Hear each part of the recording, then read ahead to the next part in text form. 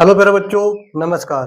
आपका हमारे YouTube channel पर स्वागत है। तो आज हम लोग क्लास को स्टार्ट करेंगे। टॉपिक हम क्या पढ़ेंगे आज? जैसा कि आप लोग थंबनेल में देख चुके होंगे कि आज हमें 10th पढ़ना है, जिसका हमें फर्स्ट लेक्चर है। जिसका वो क्या है? फर्स्ट लेक्चर है। इसमें हम 10th के बारे में पूरी बातें सीखेंगे आसान और इजी तरीके से। ठीक है कि 10th को क्या हिंदी में कहते हैं, 10th के कितने पार्ट होते हैं और 10th कितने प्रकार के होते हैं। ठीक, तो थोड़ी सी बात करते हैं कि टेंस होता क्या है। जैसा कि हमें वर्तमान, भूतकाल, भविष्यकाल तीनों काल के बारे में जो जानकारी देता है उसे हम क्या कहते हैं? टेंस कहते हैं। ठीक है प्यारे बच्चों, क्या कहते हैं? टेंस कहते हैं। अब देखेंगे टेंस कितने प्रकार के होते हैं। टेंस हमारे 3 प्रकार के होते हैं। कोई पूछता है आपसे कि टेंस कितने प्रकार के होते हैं, आप क्या बताएंगे? टेंस 3 प्रकार के होते हैं। जैसा कि नंबर 1 क्या होता है टेंस? नंबर 1 होता है आपका प्रेजेंट टेंस। क्या होता है? Present tense. प्रेजेंट टेंस, ठीक है प्यारे बच्चों, प्रेजेंट टेंस। नंबर 2 क्या होता है आपका? नंबर 2 होता है पास्ट टेंस। ठीक है, पास्ट टेंस होता है। उसके बाद नंबर 3 क्या होता है? Future tense. नंबर 3 क्या होता है आपका? Future tense. Future tense. इतनी बात आपको समझ में आ रही होगी कि टेंस के 3 भाग होते हैं, 3 प्रकार के होते हैं। Number 1 present tense, number 2 past tense, number 3 future tense. अब हम क्या करेंगे कि बारी बारी से सभी टेंसों को पढ़ेंगे। ठीक है, पहले पढ़ेंगे प्रेजेंट टेंस, फिर पढ़ेंगे पास्ट टेंस, फिर क्या पढ़ेंगे? Future tense.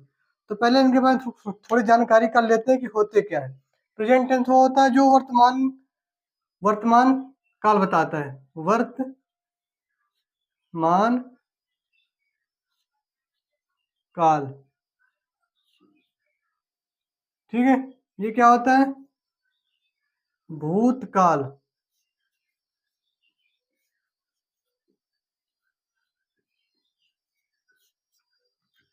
ये आपका होता है भविष्यकाल। भविष्यकाल।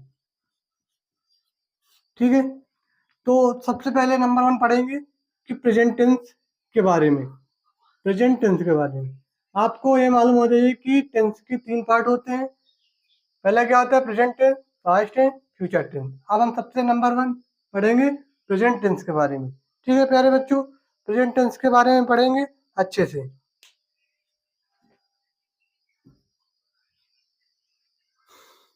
हमें पहला पढ़ना है प्रेजेंट टेंस। ठीक है, प्रेजेंट टेंस को पढ़ेंगे जिसके 4 पार्ट होते हैं। जिसके प्रेजेंट टेंस के कितने भाग होते हैं? 4। 1 2 3 4 प्रेजेंट टेंस के 4 भाग होते हैं। पहला क्या होता है? Present indefinite tense. दूसरा क्या होता है? Present continuous tense. तीसरा क्या होता है? Present perfect tense. Present perfect continuous tense. ठीक है प्यारे बच्चों, हमें प्रेजेंट टेंस पढ़ने से पहले उनके चारों भागों को पढ़ लेना है ठीक से। ठीक है, प्रेजेंट टेंस के 4 पार्ट होते हैं, यही पढ़ना है हमें। पहले प्रेजेंट इंडेफिनिट, फिर प्रेजेंट कॉन्टिन्यूअस, फिर प्रेजेंट परफेक्ट, फिर प्रेजेंट परफेक्ट कॉन्टिन्यूअस। ठीक है, आप बारी बारी से हम इनको अच्छे से देखेंगे और अच्छे से समझने की कोशिश करेंगे कि ये समझ में आ जाए। अगर आपको एक बार में आ जा रहा तो बहुत अच्छी बात है, नहीं आ रहा तो आप वीडियो को बार बार पीछे करके देखिएगा, तो आपको जरूर समझ में आ जाएगा। ठीक है, पहले हम क्या पढ़ेंगे? Present indefinite tense.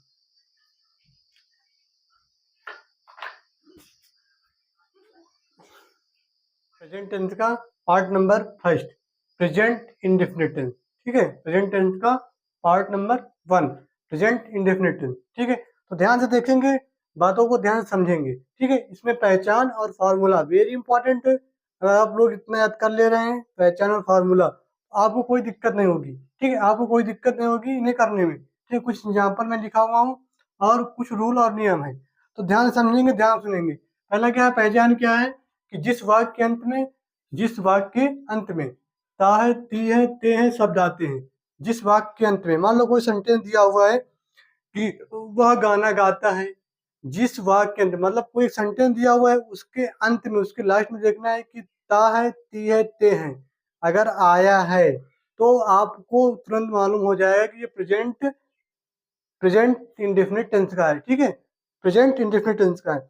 अगर आपको किसी सेंटेंस मान लो वह क्रिकेट खेलता है, लास्ट में ता है, ती है आता है, तो आपको निश्चित होकर सोच लेना है कि ये प्रेजेंट इंडेफिनिट टेंस का है, बस नॉर्मल सी बात है। तो कुछ दो रूल हैं जो कि रूल अगर आप याद कर ले रहे हैं तो आपको कोई दिक्कत नहीं होगी कि कहाँ पर क्या लगेगा कहाँ पर क्या नहीं लगेगा। तो ध्यान से देखेंगे, बातों को सुनेंगे। सी, ही, इट एक वचनकर्ता के साथ वर्ब में यस या ईएस जोड़ते हैं। जैसे कि क्या होता है प्रेजेंट इंडेफिनिट में, पहला रूल ये होता है कि अगर आपको सब्जेक्ट सी आ जाए या ही आ जाए या इट आ जाए या किसी का नेम आ जाए तो आपको क्या करना है कि वर्ब में यस या ईएस लगाना है, ठीक है। वर्ब में यस या ईएस जोड़ना है। उसके बाद दूसरा रूल क्या है, I we you they, I we you they बहुवचनकर्ता के साथ वर्ब में यस या ईएस नहीं जोड़ते हैं, ठीक है। सिंपल बात है कि अगर आप प्लूरल नंबर आ जाए, प्लूरल नंबर बहुवचन आ जाए, बहुवचनकर्ता आ जाए तो आपको क्या करना है कि वर्ब में कुछ नहीं जोड़ना, सीधा वर्ब लिख देनी है, ठीक है प्यारे बच्चों। उसके बाद हम ये बात करेंगे, ये हो गया आपकी पहचान और रूल, ठीक है। पहचान एक लाइन याद कर लेना है और दो रूल याद कर लेने हैं। उसके बाद हम देखेंगे इसमें कि ए नंबर आपका क्या है, अफर्मेटिव सेंटेंस, ए नंबर है ये, ठीक है, अफर्मेटिव सेंटेंस। और ये बी नंबर है, ठीक है। अफर्मेटिव सेंटेंस का फार्मूला क्या होता है, अफर्मेटिव सेंटेंस, ठीक है, जिसे बोलते हैं हम सिंपल सेंटेंस, वो होते हैं अफर्मेटिव सेंटेंस। तो इसका फार्मूला क्या होता है, सब्जेक्ट प्लस वर्ब में यस या ईएस, ठीक है, प्लस ऑब्जेक्ट। बस नॉर्मल सी बात है, क्या फार्मूला याद कर लीजिए, क्या होता है, सब्जेक्ट प्लस वर्ब में यस या ईएस प्लस ऑब्जेक्ट। तो अब उसके थ्रू हम इस फार्मूले के अकॉर्डिंग कुछ एग्जाम्पल लिखे हुए हैं तो आपको ध्यान समझाएंगे, आप ध्यान से देखिएगा, ठीक है। ना है तो आप वीडियो को एक दो बार पीछे कर देख सकते हैं, ठीक है। ऐसा नहीं कि आपको एक ही बार में सब चीजें समझ में आ जाए, लग जाता दो तीन बार लग जाते हैं, तो आपको समझ लेना है, समझ में सब चीजें आएंगी, ठीक है। पहला एग्जाम्पल देखिए, वह स्कूल जाता है, वह स्कूल जाता है। हालांकि कुछ बच्चों को कि अधिकतर बच्चों को नॉर्मल से आते होंगे, ठीक है, तो कोई बात नहीं, देख लेंगे, कोई दिक्कत नहीं होगी, ध्यान से देख लीजिए। वह स्कूल जाता, तो क्या वह की इंग्लिश क्या होती है, ही हो जाएगा, ही, ठीक है। अब क्या लिखेंगे, वर्ब, वर्ब क्या है, जाता है, क्या हो जाएगा, गो। अब आपको क्या बताया गया है कि ही सी इट एक वचनकर्ता के साथ वर्ब में यस या यस जोड़ते हैं, तो इसमें क्या करेंगे कि यस जोड़ देंगे, goes to school. Simple sentence है, आसान है, इजी है, ठीक है। दूसरा क्या होगा कि मैं क्रिकेट खेलता हूँ, मैं क्रिकेट खेलता हूँ, ठीक है। तो इसे करेंगे, मैं की इंग्लिश आई हो जाएगी, आई। अब क्या, आई के साथ वर्ब में यस यस लगेगा, आई वी यू दे वचनकर्ता के साथ वर्ब में यस यस नहीं जोड़ते हैं प्यारे बच्चों, तो यहाँ क्या हो जाएगा, आई प्ले क्रिकेट, बस ये हो गया, ठीक है। उसके बाद देखेंगे तीसरा क्या है, वे बाजार जाते हैं, वे बाजार जाते हैं, ठीक है, ठीक है। दे, दे हो जाएगा, क्या होती है, दे। अब क्या हो रहा है, जाना, जा रहा है, तो क्या हो जाएगा, गो। अब ये प्लूरल नंबर है तो इसके साथ वर्ब में यस यस नहीं जुड़ेगा, तो गो टू मार्केट, ये हो गया आपका, ठीक है। राम खाना खाता है, ठीक है, इसे करेंगे, ध्यान देखिए क्या सब्जेक्ट क्या है, राम, राम, वर्ब क्या है, खाता है, क्या हो जाएगा, ईट, ईट फूड, ये हो गई। ये कहानी हो गई अफर्मेटिव सेंटेंस की, सिंपल सेंटेंस की, प्रेजेंट इंडेफिनिट टेंस की सिंपल सेंटेंस की कहानी इतनी हो गई। इसे आप लोग अच्छे से लिख लेना और इसे भी लिख लेना, अगर आप इसे लिख लेंगे तो आपको समझ में अच्छे से आएगा, ठीक प्यारे बच्चों। उसके बाद यहाँ आएंगे हम, बी पार्ट देखेंगे, निगेटिव सेंटेंस। बी पार्ट क्या है आपका, निगेटिव सेंटेंस। ये क्या हो जाएगा कि इसका पहले देखिए फार्मूला क्या होता है, फार्मूला ये होता है सब्जेक्ट प्लस डू या does plus not plus verb की फर्स्ट फॉर्म में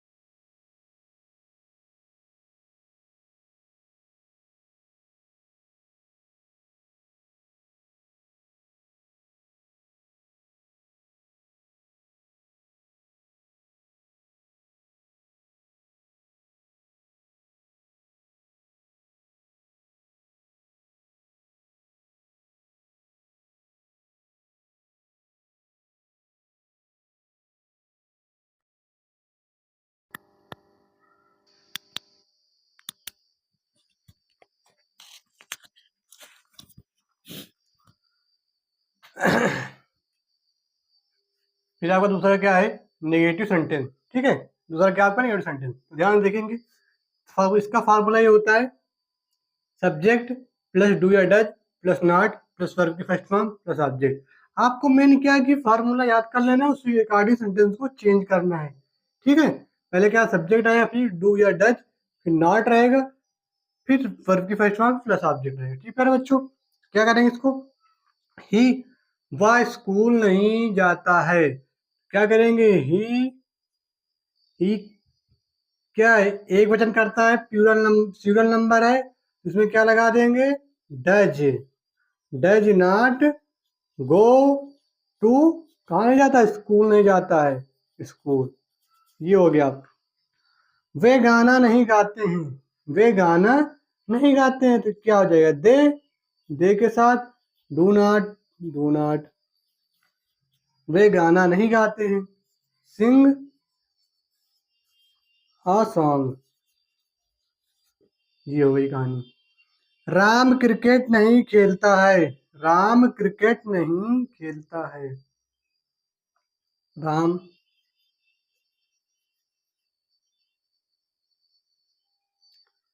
राम के साथ not does not play cricket.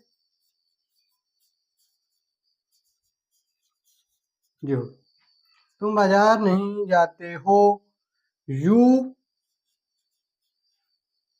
You does sorry do not go to market. Simple है, साधारण है, आप कर सकते हैं, इजी है। इसी प्रकार के एग्जाम्पल मैं आपको दे दूंगा, आप कर लीजिएगा। ठीक है, आसान है, इजी है। टेंथ को एकदम स्टार्टिंग से एकदम बेसिक से पढ़ा रहे हैं। आप लोग बेसिक से पढ़ने का कोशिश करें, बेसिक को जरूर ध्यान में रखिए। बेसिक नहीं मालूम रहता, आप सेंटेंस करना चाहते तो गलत हो जाता है कि आपको क्या पता है क्या बाद में रहेगा।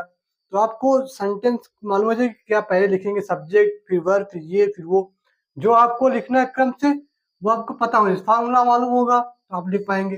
ये सभी चीजें आप आराम से नोट्स कॉपी में लिख लीजिएगा। लिखने के बाद इतना कंप्लीट सारा लर्न कर लीजिए और एक बार पढ़ लीजिए और दो चार एग्जाम्पल कर लीजिए खुद से, ये टॉपिक आपको समझ में आ जाएगा। ठीक है, अब हम बात करेंगे इंट्रागेटिव निगेटिव सेंटेंस की और इंट्रागेटिव सेंटेंस की। दो हमें और इसमें पढ़ने हैं कि जो पहला है कि इंट्रागेटिव सेंटेंस, दूसरा इंट्रागेटिव निगेटिव सेंटेंस पढ़ने हैं। ठीक है प्यारे बच्चों, जब तक वाले हैं आपको interrogative sentence, interrogative negative sentence. ठीक है, क्या देखेंगे कि interrogative sentence, interrogative negative sentence. ठीक, ध्यान समझना बातों को। इसका फार्मूला क्या होता है, डू या does plus subject plus verb की फर्स्ट फॉर्म प्लस ऑब्जेक्ट। पहले क्या होगा कि जो इसकी हेल्पिंग होगी वो पहले लगेगी, डू डज पहले लगेगा, सब्जेक्ट लिखेंगे, वर्ब की फर्स्ट फॉर्म, फिर प्लस ऑब्जेक्ट, फिर प्लस क्वेश्चन मार्क लगाना है। इंट्रागेटिव और इंट्रागेटिव निगेटिव सेंटेंस, दो सेंटेंसों में आपको लास्ट में क्वेश्चन मार्क जरूर लगाना है। ठीक है प्यारे बच्चों, उसके बाद क्या हो जाएगा ये कि एग्जाम्पल देखेंगे, एग्जाम्पल के थ्रू समझने की कोशिश करेंगे। ठीक है, एग्जाम्पल क्या है, क्या वह एक पुस्तक पढ़ता है, क्या वह एक पुस्तक पढ़ता है, लास्ट में क्या क्वेश्चन मार्क। तो क्या हो जाएगा, पहले ये हो जाएगा आपका डज, क्यों, क्योंकि ही के साथ डज लगता है, ही के साथ ही। फिर क्या हो जाएगा, read a book, simple, does he read a book, ये हो जाएगा आपका। ठीक है, ये हो जाएगा आपका।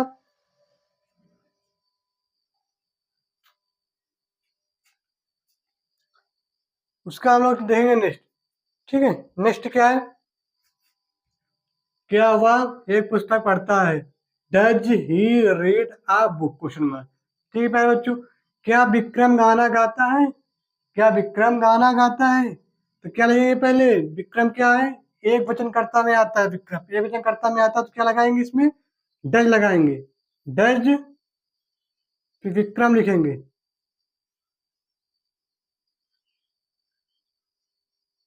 ठीक है, विक्रम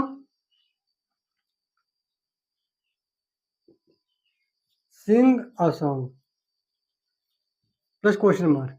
ठीक है, क्वेश्चन मार्क हो जाएगा आपका। फिर क्या होगा ये, क्या तुम पत्र लिखते हो, क्या तुम पत्र लिखते हो, तो यू के साथ क्या लगता है, डू की डज, डू लगता है, यहाँ क्या लगेगा, डू यू, ठीक है, डू यू लिखना के राइट, राइट आ लेटर, ये हो गया आपका क्वेश्चन मार्क। उसी प्रकार आपको करना है ये चौथा पांचवा, आपको ये करके आंसर बताना है कमेंट में, ठीक है, कमेंट में आंसर बताना तीनों का। उसके बाद देखेंगे इंटरोगेटिव नेगेटिव सेंटेंस। ये क्या होगा कि आपका प्रेजेंट इंडेफिनिट पूरा इसमें कवर हो जाएगा। इसके बाद हम बात करेंगे प्रेजेंट कंटिन्यूअस की, ठीक है, प्रेजेंट कंटिन्यूअस की बात करेंगे। यहाँ पे क्या हो जाएगा, इंटरोगेटिव नेगेटिव सेंटेंस। तो इसका फार्मूला क्या होता है, डू या does plus subject plus not plus verb की फर्स्ट फॉर्म प्लस ऑब्जेक्ट। क्या वो उसी तरह होगा, केवल सब्जेक्ट के बाद नॉट लगा देंगे बस। क्या तुम एक पत्र लिखती हो, वाह क्या क्वेश्चन है, क्या तुम एक पत्र लिखती हो, ध्यान देखना इधर, लिखती हो क्या हो जाएगा, यू के साथ डू लगता है, ठीक है, यू के साथ डू, तो do you not write a letter, good, a letter, question mark, Ramesh बाजार क्यों जाता है। अगर आपको क्वेश्चन वर्ड बीच में मिलेगा तो क्वेश्चन वर्ड लिखना है, उसके बाद हेल्पिंग वर्ड लिखना, फिर उसके बाद सब्जेक्ट, फिर नॉट, फिर उसके बाद लगाना। अगर आपको स्टार्टिंग में मिल जा रहा है क्वेश्चन मार्क तो उसका नहीं लिखना, लिखेंगे बीच में मिलेगा उसे लिखेंगे, क्या लिखेंगे, वाई, क्या होता है वाई। उसके बाद क्या हो जाएगा इसके साथ, रमेश के साथ does, does Ramesh not go to market, ये हो जाएगा आपका। वाई क्यों, क्योंकि क्वेश्चन मार्क, वाई क्यों लिखा है, क्योंकि क्वेश्चन मार्क बीच में है, इसलिए पहले वाई लिखेंगे, फिर डज, फिर रमेश, फिर नॉट गो टू मार्केट। इस तरह आपको दो करने हैं, ये दो आपको करने हैं। आंसर जो है कमेंट में बताना है, ठीक है। इस चैनल को आप लोग सब्सक्राइब कर लीजिए, प्यार से लाइक कर दीजिएगा, ठीक है। अब मिलेंगे आपको हम नेक्स्ट, क्या पढ़ाएंगे, प्रेजेंट कंटिन्यूअस टेंस, ठीक है, प्रेजेंट कंटिन्यूअस टेंस में मिलेंगे। जब तक के लिए धन्यवाद।